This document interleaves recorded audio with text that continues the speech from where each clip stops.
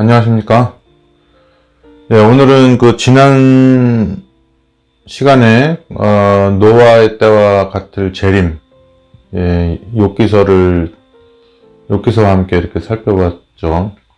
오늘은 지난 방송과 이어서 나머지 부분을 하도록 하겠습니다. 오늘은 노아의 때와 같으리니 2, 말세에 방주를 짓는 사람들, 말세에 방주를 짓는 사람들이라는 제목으로 여러분들과 함께 은혜를 나누고자 합니다.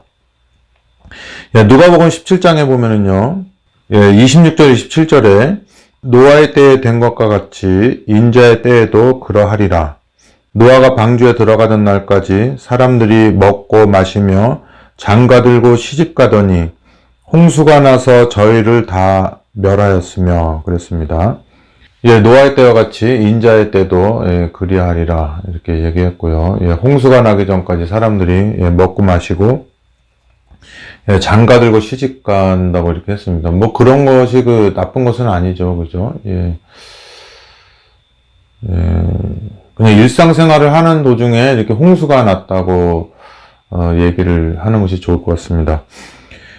그래서 이제 이 누가복음 17장 얘기를 이렇게 바리새인들이 예수께 한 질문에 대해서 하나님의 나라에 대한 질문을 했을 때 거기에 대한 대답으로서 한 것인데요. 뭐 제자들도 그걸 들었겠죠.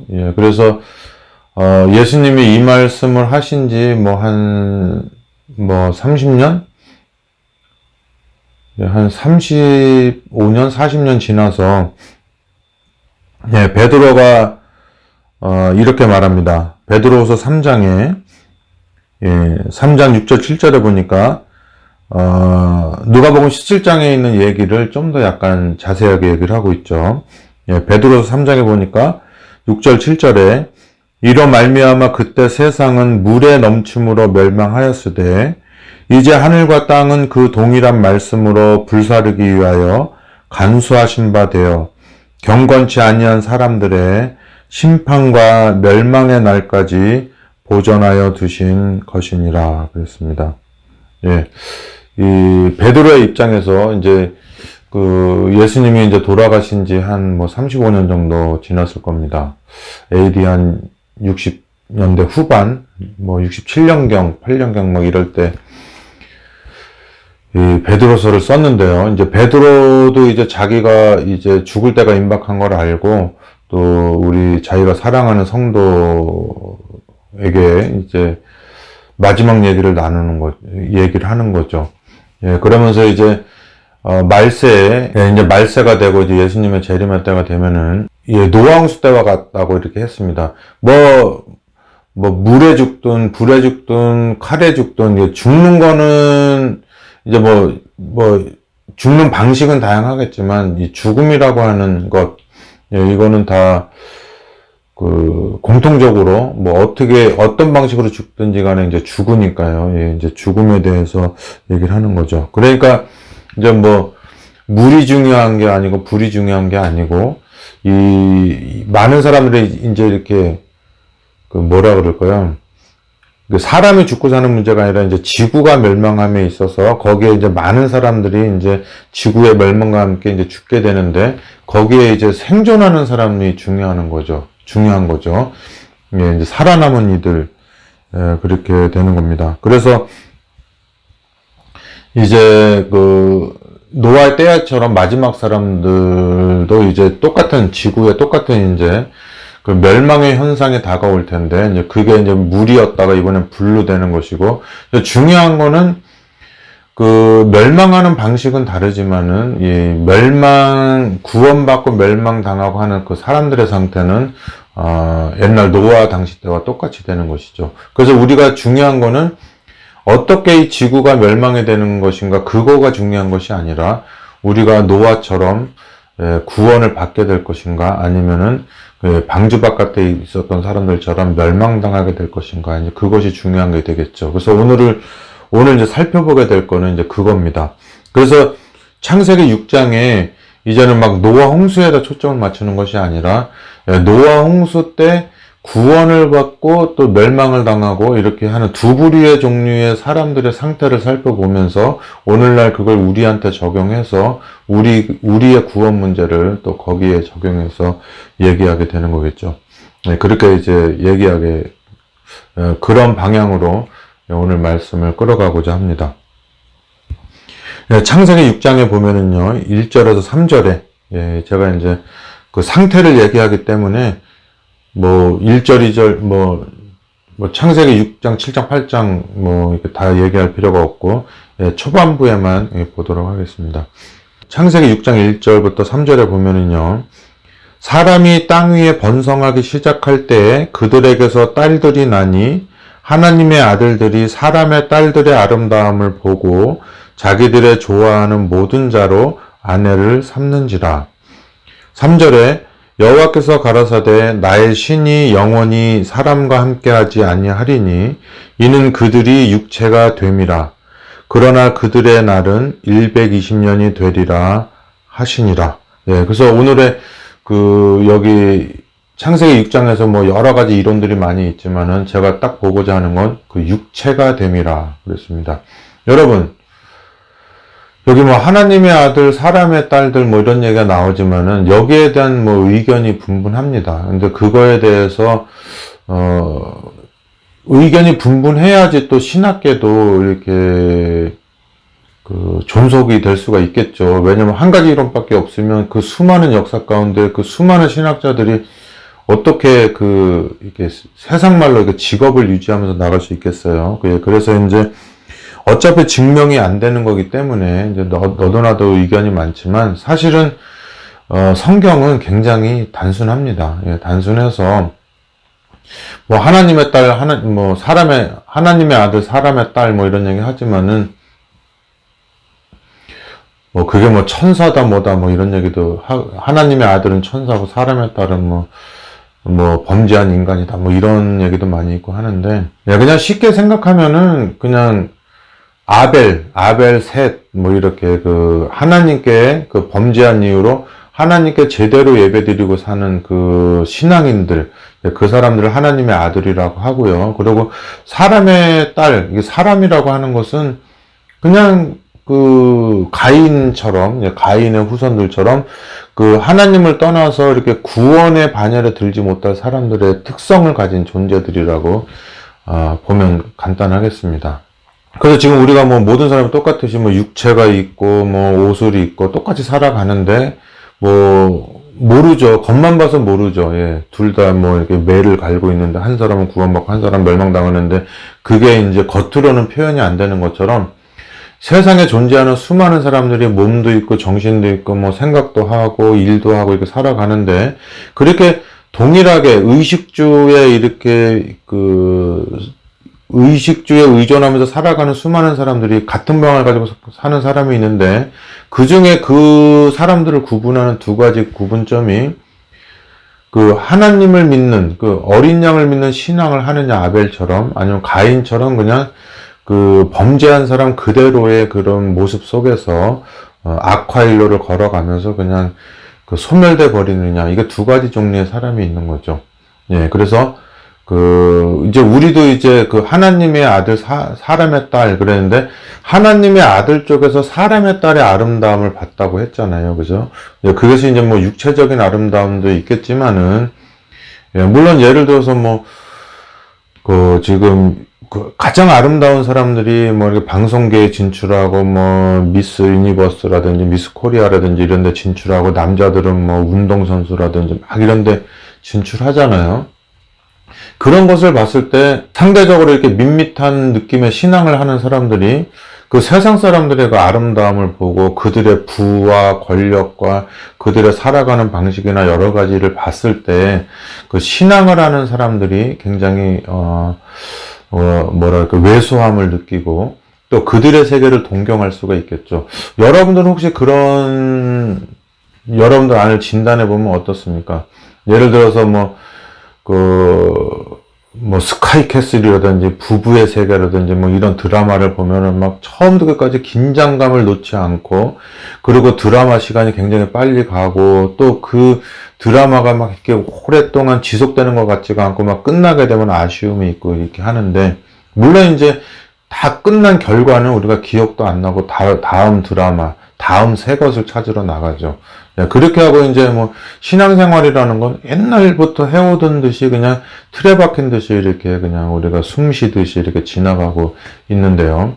그럼 말씀을 전해도 뭐 긴장감도 없고 뭐 이렇게 지내고 있는데, 그 여러분들은 어떤지 모르겠어요. 이게 지금 저도 연락을 받는데요. 막 말씀이 새록새록 와가지고 이 세상 일에 관심이 없고 점점 더 말씀에 파고들어가는 사람들이, 말씀으로 파고들어가는 사람들이 있고, 점점 더 이제 뭐 그 세상의 아이돌이라든지 뭐 드라마라든지 뭐 세상의 뭐 가구, 뭐 가전제품, 뭐 자동차, 뭐 여행, 뭐 여러 가지 있는데, 물론 저도 엄청 이해가 되죠. 그쪽으로 막 점점 발달돼 가면서 하나님 쪽은 점점 더 아련해지고 이렇게 희미해지고 퇴색되는 쪽으로 가는 사람들이 있을 겁니다. 그래서 이제 내가 이렇게 관심이 가는 대로 그쪽의 아름다움을 쫓아서 가는 사람들이, 그 하나님의 아들들, 그러니까 신앙을 가진 사람들이 신앙 쪽에 관련된 쪽으로 계속 가게 되는 것이 아니라, 말씀 연구와 전도와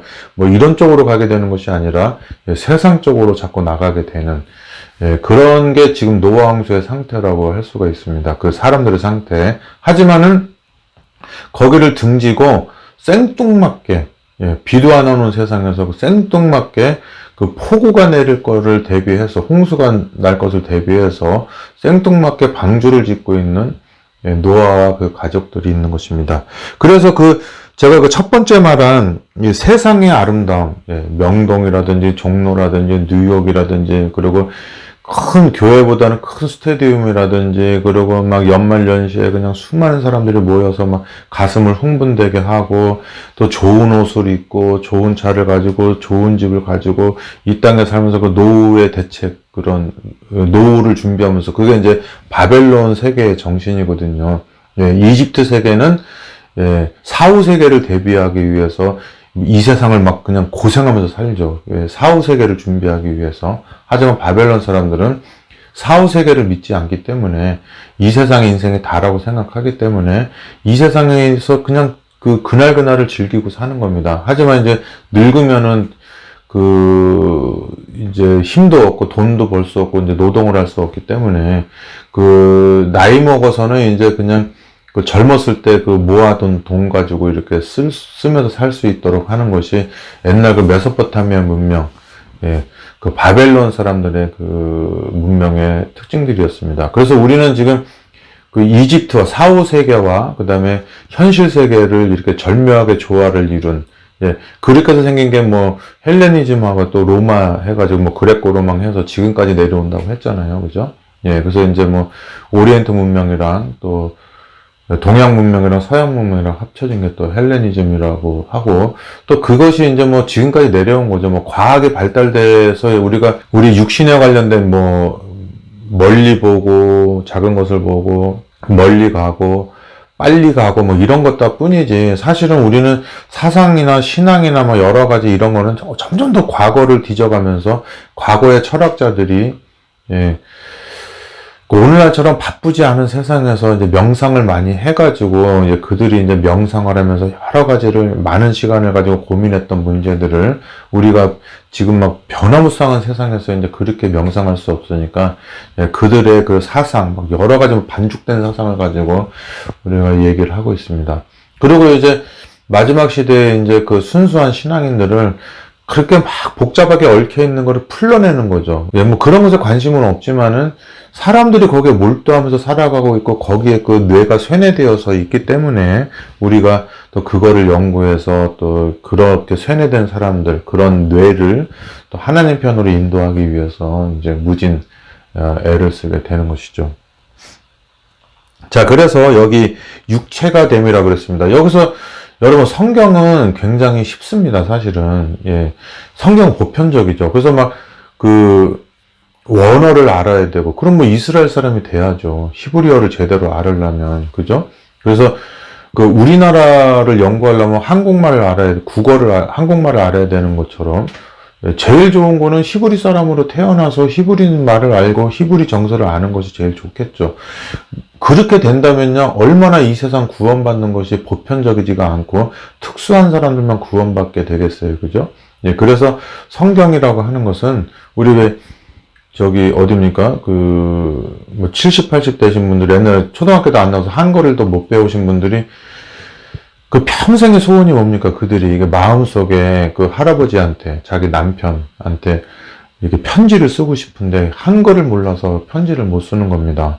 예, 그래서 그분들이 이제 막 뭡니까? 그 문화원 같은 데 다니면서 이제 한글을 배우잖아요. 예, 그런 다음에 이제 그분들이 편지 쓴 게 있었잖아요. 그죠? 그분들이 이제 연필로 종이에다가 이렇게 기록하잖아요. 그죠? 뭐, 여보, 내가 이제 글을 배웠어요. 뭐 글자가 다 틀리는 겁니다.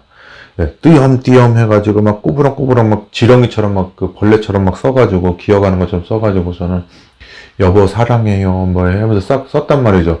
여러분 이거 잘 보시면은요, 이 할머니는 글을 모르는 당시에 글로 표현을 못했다 뿐이지 그 할아버지에 대한 사랑이 100이라면 100을 꽉 채운 분이죠.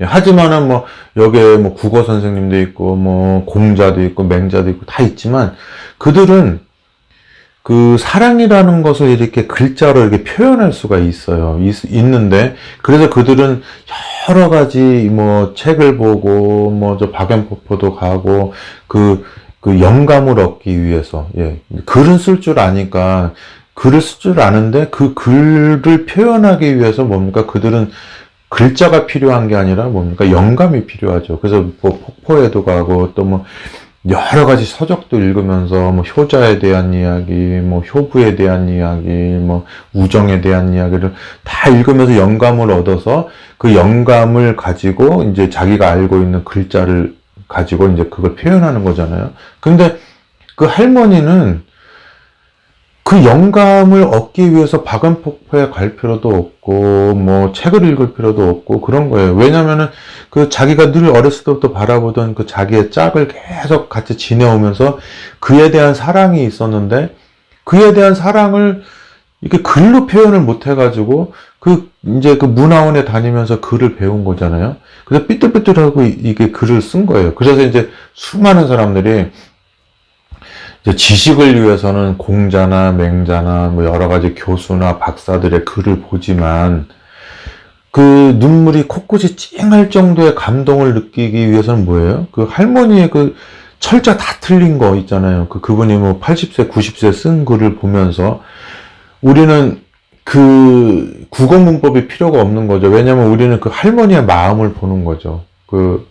여보, 당신을 사랑해요. 그러면서 그거를 초등학교 1학년들하고 배우면서 그거 써가지고 쓰는 거가 있잖아요. 그래서 하늘나라의 지식은 뭐냐면, 기억니은에서 우리가 리즈너블 파워, 사람이 가지고 있는 그 문자, 기호의 능력을 가지고 쓴 그것이 하늘나라의 지식이 아니고, 하늘나라의 지식은 새도 가지고 있고, 그리고 곰도 가지고 있고, 토끼도 가지고 있고, 소도 가지고 있고, 글을 모르는 사람도 가지고 있는 완벽한 내면에 존재하는 어떤 문자 이전의 어떤 감성이에요. 예, 그것이 하늘나라의 지식이고, 하늘나라의 지덕체가 되는 것입니다. 그거를 말로 표현을 하지 못했다고 해서, 글로 표현을 못했다고 해서 그 사람이 무식한 건 아니에요. 예, 그거를 잘 아셔야 돼요. 그래서 우리가 에덴 동산으로 돌아가면 아담과 하와가 동물들하고 왜 그렇게 친하게 잘 지낼 수 있었냐면 그들은 기억니은, 예, 한글 창제, 영어, 언어나 방언이나 막 이런 어떤 예언이나 이런 은사로 교류를 나눈 것이 아니라 그 할머니가 한글을 배우기 전에 가졌던 할아버지를 향한 80억 인구 중에 가장 풍요롭게 가지고 있는 그 사랑의 지식이 바로 그 천연계에 존재했던 모든 동물들과 아담이 소통했던 지식입니다. 그게 지식인데, 예, 그것을 온전히 이루었을 때 우리는 그것을 하나님의 형상이라고 하고, 예, 그리스도의 형상을 이루었다고 하는 것입니다. 그래서 여러분들이 성경을 공부하기 위해서 지식이 많으면 좋죠. 제가 지식이 많아서 플라톤이나 소크라테스나 또 아리스토텔레스나 뭐 아인슈타인 박사처럼 뭐 호킨스 박사처럼 뭐 표현을 잘할 수 있다면 좋겠죠. 하지만 그들이 평생 동안 괴로워했을, 내가 내 안에 어떤 사랑과 영감만 있다면은, 정서만 있다면 이 엄청난 지식으로 표현을 잘할 수 있을 텐데, 예. 그 영감이 없어서 그 수많은 세상을 막 수염 기르면서 방황하고 다녀야 돼요. 그래서 얻어낸 걸 가지고 그들은 글로 표현을 하는 겁니다. 동물들이나 에덴 동산에 있던 아담과 하와는 노력하지 않아도, 엄마는 노력하지도 않아도 가질 수 있는 그 모성애 같은 것들을 직접 가질 수 없기 때문에 수많은 고민을 하면서 동굴 속에서 세상을 방황하면서 그거를 순례길을 걸으면서 그들이 얻어냈던 것은 시골에 있는 글자를 모르는 그 어머니가 가지고 있는 사랑 한 조각이라도 가지지 못해서 방황하는 그들. 그래서 그들의 시나 논문이나 이런 것들을 보면 고뇌의 흔적이 역력한, 예, 그것이 보이는 것입니다. 아마 그런 고민을 쓴 사람 중에 또 솔로몬이 있을 수 있겠죠. 예, 그래서 이제 여러분들이 성경을 읽을 때 여기를 보면은 육체가 됨이라 그러면 그냥 간단하게 육체라고 하는 뜻이 있죠. 우리가 육체라는 말을 알죠. 근데 이 세상에 육체가 없는 사람이 어디 있어요? 예. 이 사람들이 육체가 되기 전에도 사람의 모양을 가지고 있었고, 생각도 했고, 그 다음에 시각, 청각, 후각, 미각이 다 가지고 있는 육체가 있었죠. 근데 굳이 그들을 육체라고 또 따로 육체라고 부를 때에는 그것이 육체가 아님을 우리는 알 수가 있는 거죠. 그냥 문학적인 표현인 거죠. 그죠? 예, 그래서, 예, 히브리어로 기록되어 있을 이 구약의 창세기 6장에 육체라고 하는 말을 히브리어로 그냥 우리가 본다 할지라도 그냥 이런 살을 말하는 거겠죠. 그죠? 이런 살을 말하는 건데, 노아도 살이 있고 방주 안에 들어가지 못한 사람들 다 살이 있잖아요. 그 아담도 살이 있고 가인도 살이 있고 아벨도 살이 있는데, 그 모든 사람이 공통적으로 가지고 있는 육체를 굳이 육체가 됨이라고 말할 필요가 없죠. 그러니까 여기서 말하는 육체는 육체가 아님을 알 수가 있는 것이죠. 그래서 이제 구원받지 못할 사람들, 노아나 노아와 그 8 식구들이 있잖아요. 그 사람들이 아닌 사람들, 이 사람들을 육체라고 하는 겁니다. 물론 이제 노아의 아들들 중에서도 또 함이 또 가인의 역할을 하게 되고, 또 사단의 역할, 사단의 그런 어떤 그릇의 역할을 하게 되는 일이 있게 되는 겁니다. 그래서 여기서 말하는 육체는 그냥 단순하게 생각하면 됩니다. 아담과 그 아들들이 계보가 있죠. 아벨, 셋 해서 쭉 내려오는 게 있고, 또 가인의 계보가 쭉 나와 있는데, 이 두 부류의 사람들이 몸과 다 호흡하는 거 다 똑같은데, 그들의 사고방식이 신앙이 있다 없다로 따지면서 하나님의 아들과 하나님의 아들, 사람의 딸 이렇게 나눠서 이렇게 내려왔다는 거. 예. 그런 이제 오랜 세월이 지나면서 이제 그 사람들이 뭡니까? 이제 하나님의 아들들이, 이제 신앙을 가진 사람들이, 세상 사람들의 모든 그 발전되는 그런 그들의 모든 것을 정신적인 거, 육신적인 거 보고, 그거를 따라가는, 오늘날 우리 성직자들도 그렇지 않나 봐야 됩니다. 무슨, 이렇게 변두리 같은 데는, 이렇게 아프리카나 이런 데는 약간 비기득권자들이 가고, 그리고 이제 기득권자들은 이제 저처럼 이렇게 미국이나 이런 쪽으로 많이 오게 되고, 그 다음에 이제 선교를 하게 될 때, 어떤 나보다 강한 사람을 전도하기보다는, 이 강한 나라에 있는 사람은 또 약한 나라에 가서 적은 돈을 가지고도 전도할 수 있으니까, 순수한 마음으로 하는 사람들도 많이 있고, 아니면은, 강대국이라고 하는 이점을 가지고 또 가난한 나라에 가서 또 이렇게 또 그렇게 하는 경우들도 있고 그래요. 이제 그거는 이제 하나님만 아시는 거죠. 예, 진실한 사람들도 있고, 예, 또 그렇지 못한 사람들도 있고, 예, 그런 거가 있는데, 예수님이 재림하실 때는 그러한 모든 것이 다 밝혀지리라고 믿습니다. 자, 그러면 히브리어에서 마치 우리가 뭐 한국말로 육체라고 하면 뭐 영어로 뭐 이렇게 body라고 하든지 flesh라고 하는 것처럼 히브리어에서 육체라고 하는 말과 또 저기 어디입니까? 그 헬라어의 육체라고 하는 말은 또 말은 다르겠죠. 하지만 의미는 같이 쓰여질 수가 있는 것입니다. 그래서 우리가 번역할 때는 히브리어나 헬라어나 똑같이 육체라고 하는 것이죠. 예, 그래서 여기 갈라디아 5장에는 그 육체에 관련된 일이 나온 겁니다. 도대체 그 창세기 6장에 나오는 그 육체라고 하는 것이 뭘까? 예, 갈라디아 5장에 보면은 그게 나옵니다. 5장 19절에서 24절에 보니까 육체의 일은 현저하니 곧 음행과 더러운 것과 호색과 우상 숭배와 술수와 원수를 맺는 것과 분쟁과 시기와 분냉과 당짓는 것과 불리함과 이단과 투기와 술취함과 방탕함과 또 그와 같은 것들이라.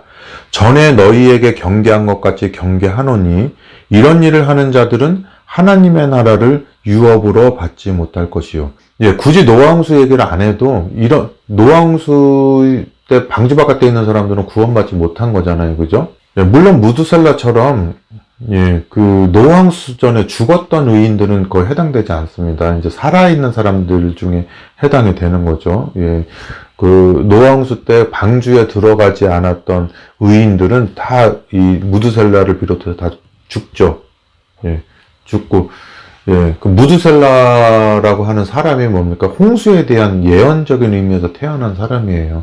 예, 이 사람 이후에 이제 홍수가 난다고 하는 예, 그런 의미를 가지고 있어요. 예, 물론 이제 의역이죠. 그래서 여러분과 저도 예, 그런 종류의 사람일 수 있다는 것을 꼭 잊어서는 안 됩니다. 그래서 육체라고 하는 것, 예, 노아홍수의 육체라고 했는데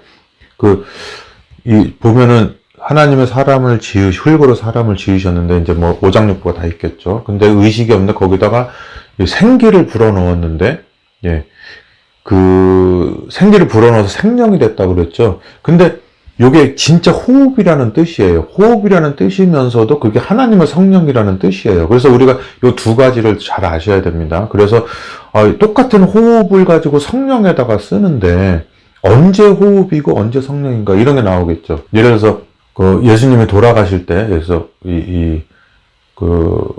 영혼이 떠나시다 그랬잖아요. 근데 원어가 똑같잖아요. 호흡이라는 뜻이니까, 이거는 성령이 떠난 게 아니라 호흡이 끊어졌다는 뜻이구나. 이렇게 되는 거죠. 그 다음에 이제 하나님의 호흡이 내게 임하셨으니, 그러잖아요. 호흡이 내게 임하셨으니, 그러면, 호흡이 아니고, 그거는 성령 하나님이시겠구나. 이렇게 생각하시면 되겠어요. 예. 그래서 모든 사람이 그 숨을 쉬잖아요. 그죠? 호흡을 가지고 있는데, 그 호흡이 있는데, 유다도 숨을 쉬고, 베드로도 숨을 쉬잖아요. 그죠? 예. 그래서 그 호흡이 있는데, 똑같은 호흡이, 예, 성령이 떠났다고 했을 때도 쓴단 말이죠. 그죠? 사울이나 유다나, 호흡을 하고 있지만, 내가 너의 신을 가져가리라 그랬을 때, 그 원어를 봤을 때 호흡이면은, 이거는 이제 죽는다는 뜻이구나. 그게 있고, 그 사람의 호흡이 갔으니, 그랬을 때, 그가 죽지 않고 계속 살아서 다윗 죽이러 다니고, 예수님 팔러 다니고, 이렇게 하는데, 호흡을 하고 있잖아요. 근데 그에게 호흡이 떠났다고 하는 말은 뭡니까? 성령 하나님이 떠났다고 하는, 그런 얘기가 되는 거죠. 하나님의 성령이 임했으니 그러는 거죠. 자, 그러면 이제 육신적으로 사람이 이렇게 있는데 오장육부가 다 있잖아요. 근데 하나님이 호흡을 불어넣어가지고 숨을 쉬면서 생명이 된 거. 예, 이거는 진짜 호흡이죠. 그죠? 그런 게 있고, 그 다음에 이제 이스라엘 백성이 이제 뭡니까? 하나님을 믿는 신앙이 떠나가지고 하나님의 성령이 떠나간 거. 그것도 숨을 쉬고 있지만 죽은 거나 마찬가지라 이거죠. 이제 성령이 떠났으니까. 예, 그래서 그런 종류의 사람들을 이제 육체라고 하는 겁니다. 근데 죽어버린 육체가 있고 살아있는 육체가 있는데 죽어버린 육체는 뭐냐면은 놀지도 못하고 뭐 차도 못 몰고 이런 상태에 있는 완전 호흡이 끊어져 버린 육체가 있고 숨을 쉬는 육체가 있죠. 그 사람은 뭡니까? 방탕할 수도 있고 질투할 수도 있고 시기할 수도 있죠. 그죠? 그 사람은 육신적인 호흡은 하지만 영적인 호흡은 끝난 거죠. 하나님의 성령이 떠난 거. 여러분은 어떤 상태입니까? 예를 들어서 바울은 육신의 호흡이 끊어져서 죽어 있는 상태지만 그는 뭡니까? 예수님이 재림하실 때 그 성령 하나님이 그에게 계속 그 성령 하나님이 그의 무덤을 지키고 있으니까 그가 필요한 건 하나님의 성령이 아니고 뭐예요? 호흡이죠.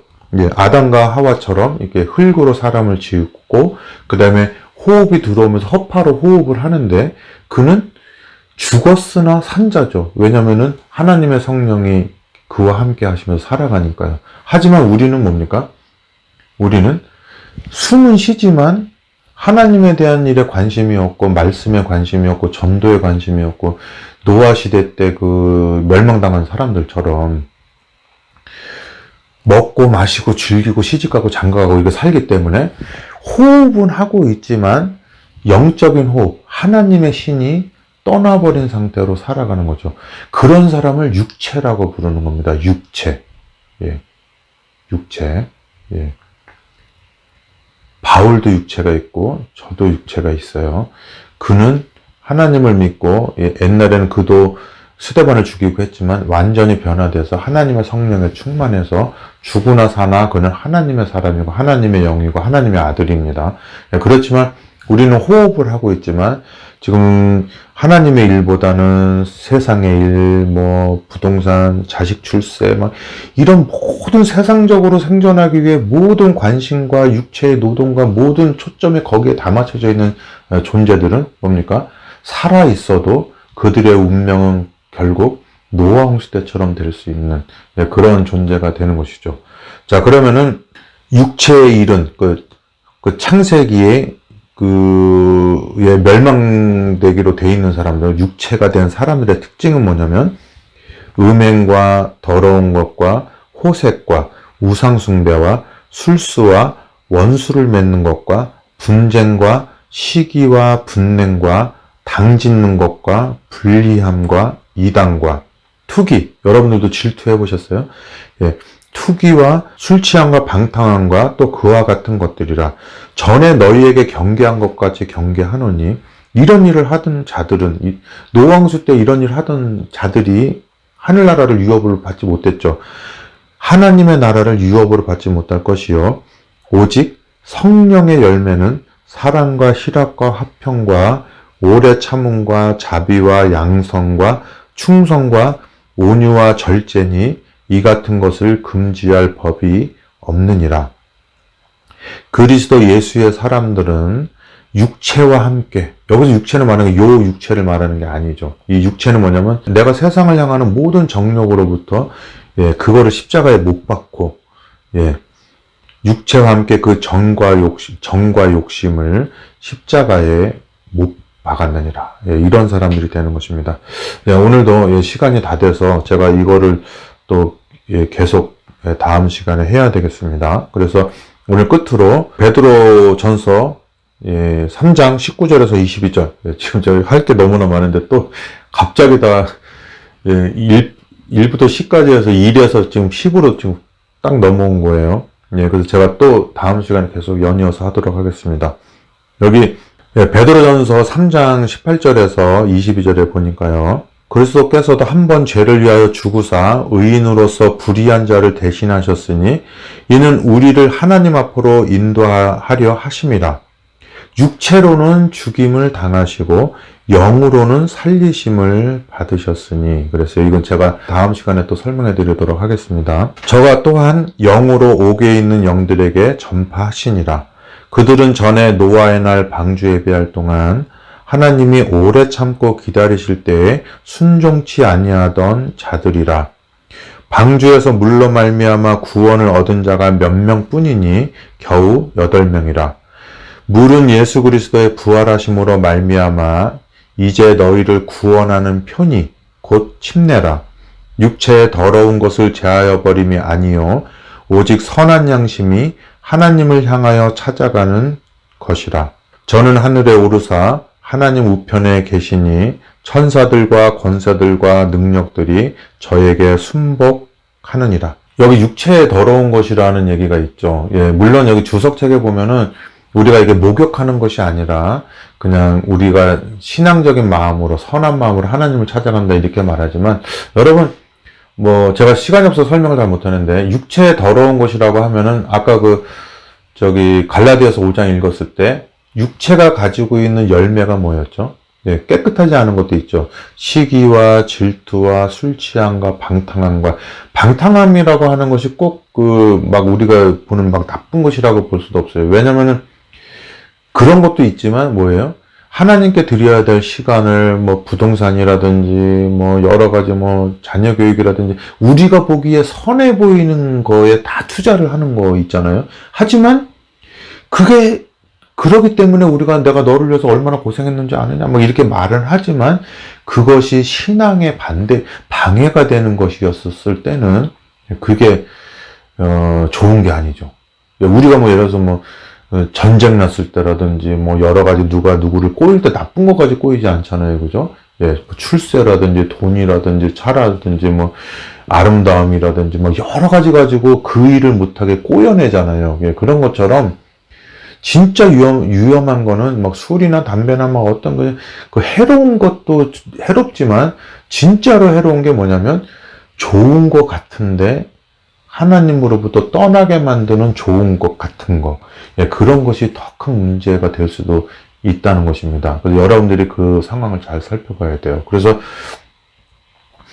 많은 주석책들에서는 육체의 더러운 것은 우리가 이게 침례라는 건 목욕하는 것이 아니라, 때밀고 막 목욕탕 가서 때미는 것이 아니고 그 신앙적인 문제다라고 하는 것들이 많이 있는데, 그렇게 하는 것보다는 육체라고 하는 존재들이, 창세기 6장에 나오는 노아 홍수 때 멸망당한 사람들의 특징이 뭡니까? 그 육체라고 하는 사람들이 이게 생산해내는 미움, 시기, 질투, 욕심, 뭐 여러 가지 방탕한 것들, 음행, 이런 것들을 없애는 것이 아니라, 로마서 7장에 내가 이거를 없애려고 그랬는데 없애지지가 않는 거예요. 그래서 이거를 없앤다음에 예수님한테 가려고 그러면 죽는 날까지 예수님한테 갈 수가 없어요. 그래서 없애지 못하는 이 암덩어리를, 죄악적인 암덩어리를 들고 예수님한테 그대로 가는 거예요. 그냥 내 안에 가지고 있는 시기, 질투, 욕심은 그냥 딸려오는 거죠. 내가 가니까. 근데 내가 예수님한테 가는 마음은 뭐예요?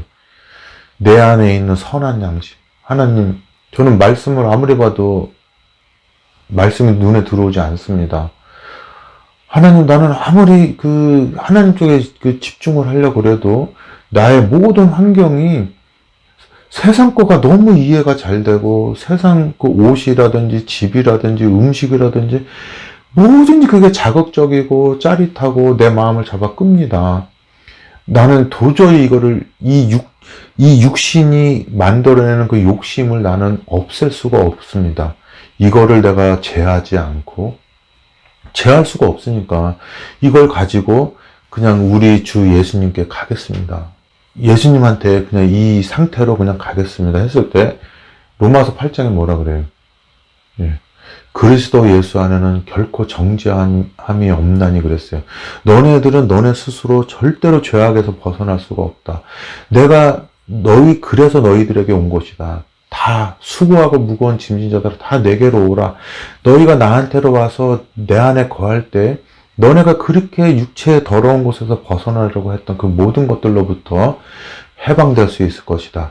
나는 포도나무여 너희는 가지니, 너희가 내 안에 있을 때야만이 너희가 그토록 갈망하던 선에 대한 열매를, 내 안에서 나오는 그런 모든 선한 감화나 그 성령 하나님의 그런 역사하심으로 말미암아 너네가 스데반처럼 다니엘처럼 변화될 수 있는 것이다. 그렇게 말하는 것입니다.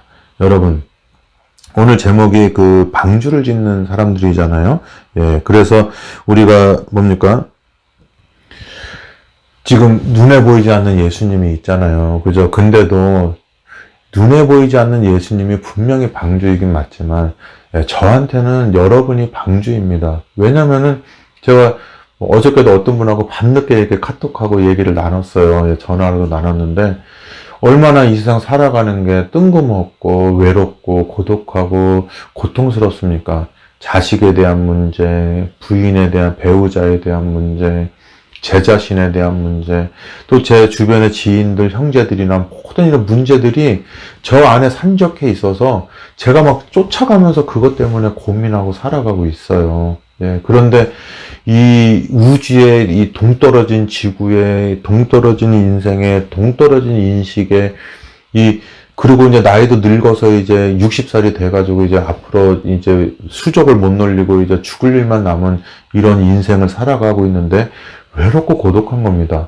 그런데 어저께 어떤 분하고 연락을 받고 또 내 주변에 이 같은 신앙을 하는 그분들을 보면서 제 마음의 위로를 받고 평안을 얻어요.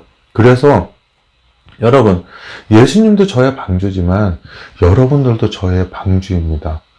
예. 저도 여러분들의 방주예요.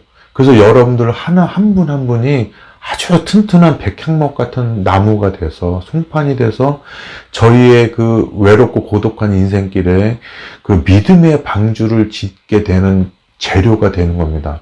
저는 여러분들의 재료가 되고 여러분들은 저의 재료가 돼서 우리 서로가 이 험난한 세상을 살아가는 방주가 되는 것입니다. 예. 그래서 제가 여러분들한테 아주 감사하는 마음으로 이 방송을 지금 녹음하고 있어요. 여러분들은 저의 방주예요. 예. 저도 여러분 방주의 한 쪼가리가 되겠습니다. 그래서 우리 예수님을 선장으로 모시고 이 험난한 노아 홍수 때와 같은 그 엄청난 세파, 고민의 세파, 육신적인 고난의 세파, 여러 가지 우리 지금 이제 늙어가는 우리 몸이 감당할 수 없는 여러 가지 세파가 몰려올 때 그것으로부터 보존할 수 있는 방주를 짓는 겁니다. 제가 그 방주의 한 쪼가리의 나무 조각이 될 것이고 여러분들도 그 방주의 한 일부분의 부품이 돼서 다 우리가 그리스도 안에서 이 험난한 세상을 이겨낼 수 있는 방주를 만들면서 이 험난한 이 선악간의 대쟁투의 그 넘실대는 파도를 지나서 하늘 소원의 항구에 다다르게 될 것입니다. 예. 제가 이 가슴 벅차고 이 뜨거운 이 마음이 있어요. 그리고 저는 난파선 조각처럼 얼마나 여러분도 알지만은 제가 이렇게 막 망가지면서 왔습니까? 그죠?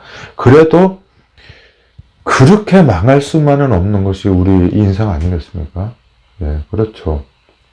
예, 그래서 여러분들 당하는 모든 세심한 작은 고민 하나하나가 저 마음 가운데 역사하면서 또 제가 그동안 살아오면서 여러 가지 느꼈던 고난들이 거기에 이렇게 다 중첩이 되면서 서로 이해를 하고 그리고 그 긍휼을 가지고 서로 긍휼력이고 동정심을 가지면서 이 어려운 세파를 헤쳐나가는 겁니다.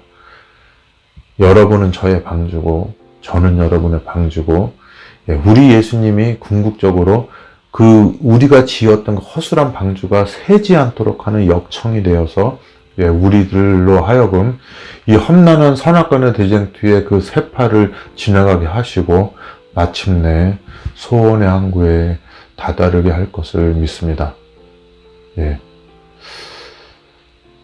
그날을 바라보면서 또 오늘 하루 모진 우리 하루 인생을 마감하고 주님 안에서 먹고 주님 안에서 일하고 주님 안에서 쉬고 주님 안에서 잠들고 그리고 모든 것을 우리 주님한테 맡기고 그분이 인도하시는 대로 따라가면서 이 세상의 몸은 힘들고 정신도 힘들고 하지만은 주님 안에서 하늘의 안식을 누리면서 끝까지 남은 인생 평안하고 행복하게 가게 되시길 바랍니다. 오늘 이것으로 마치고요. 시간이 없어서 제가 다 못 다뤘는데요. 다음 시간에 이어서 또 마치도록 하겠습니다. 그러면 편안한 시간 보내시고요. 다음 시간에 뵙겠습니다. 감사합니다.